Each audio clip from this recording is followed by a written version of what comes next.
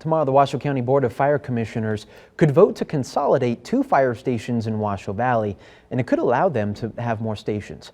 Washoe County says about 75 of its calls come from north of I-80, but most of its stations are south. As Paul Nelson shows us, the move could also add 3 minutes to response time. As Washoe County grows, so does the need for fire and paramedic services. That's why the Truckee Meadows Fire Protection District is looking at shifting resources, trying to correct an imbalance and add more fire stations where they're needed.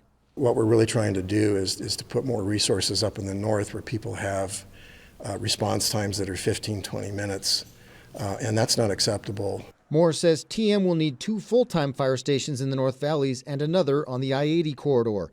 Consolidating the 2 Washoe Valley stations into a new one appears to be the preferred option. On average, the 2 stations combine to respond to less than 2 calls a day. We've painstakingly studied our response times, and we believe that response times will, in fact, meet the standard of cover that the board adopted in 2011, but we're also adding some resources. A new station could include space for a REMSA ambulance and a sheriff's substation. Carson City has agreed to provide mutual aid to the south.